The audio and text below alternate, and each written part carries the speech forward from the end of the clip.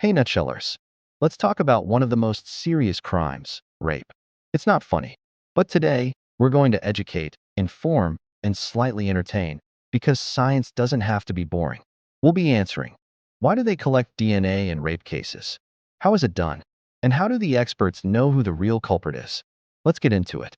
On Friday, the police minister, Senzo Mchunu, gave a media briefing, about the well-known case of the rape of a 7-year-old girl from Bergview College in Matatiele in the Eastern Cape. So according to Mchunu, samples taken from the 7-year-old child were subjected to DNA testing, and the victim did not contain any foreign DNA. I'm talking about the 7-year-old girl now. So 3 people of interest have subsequently surfaced, he added, and additional DNA testing was or is being conducted. I want to speak to Brigadier Athlenda Mate now. There seems to be some confusion about what exactly the police minister said there. Whose DNA was taken? Was their DNA taken? Was it compared to the DNA of the 7-year-old child? All right, so what is the story here? Okay, let's go. So, picture this. A crime has happened. The victim is brave enough to report it. The police arrive. What's one of the first steps? Let's collect DNA evidence. But why DNA? Because DNA is like your biological fingerprint. Even if you delete your WhatsApp messages, your DNA still snitches on you. Here's a fun fact. Everyone's DNA is 99.9% similar. But it's the 0.1% that makes the difference between you and that creepy neighbor who always stares too long. In rape cases, DNA helps confirm if any sexual activity happened and who was involved. Now here's where it gets clinical. When a rape victim goes to a hospital, they're taken through something called a rape kit or sexual assault evidence collection kit.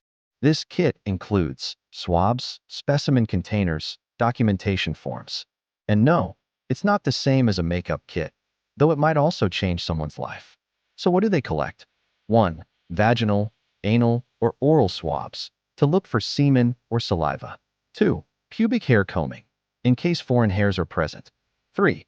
Clothing, to check for stains, fluids, or tears. 4. Fingernail scrapings, if the victim scratched the perpetrator. 5. Blood samples, to rule out contamination or check for drugs. Let me be honest, that kit is more thorough than a police background check during a tender application. Okay, time for some biology.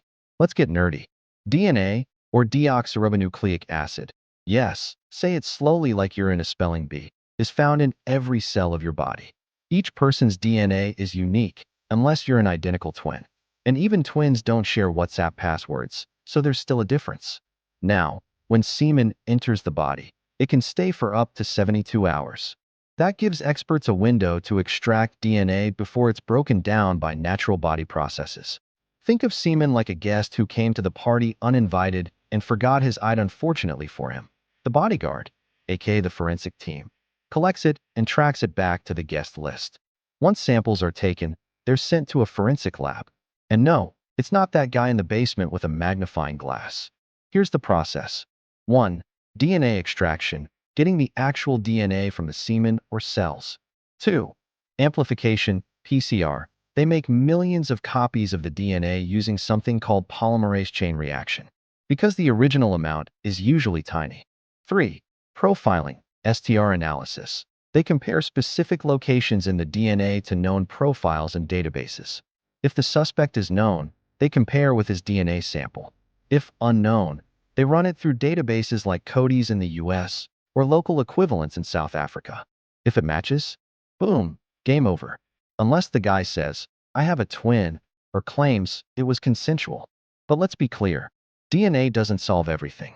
If too much time passes, evidence can degrade. If the victim bathes or changes clothes, some DNA may be lost. In consensual cases, the issue is no longer who, but was it with consent? And let's not forget, rape is often underreported. Victims feel shame, fear, or face a system that doesn't always protect them. We need to do better. Let's bust some myths. Myth 1. If there's no semen, there's no case. Fact. Penetration alone is considered rape. Fluids just help strengthen the case. Myth 2. DNA can be planted. Fact. It's incredibly hard to fake an entire DNA profile with timing, context, and matching sequences. Myth 3. Only men get tested. Fact. In cases involving female perpetrators, the same procedures apply. So the next time you watch CSI or Law and Order, and they say, "We got the DNA results back," just know, that stuff is legit science. DNA doesn't lie. It's like your jealous ex. It remembers everything. Let's support victims. Let's respect science. Let's educate ourselves. Like, comment, and share this video. And remember, DNA is not just a science thing. It's a justice thing. And for the record, if you ever think about committing a crime, just know your body is a snitch.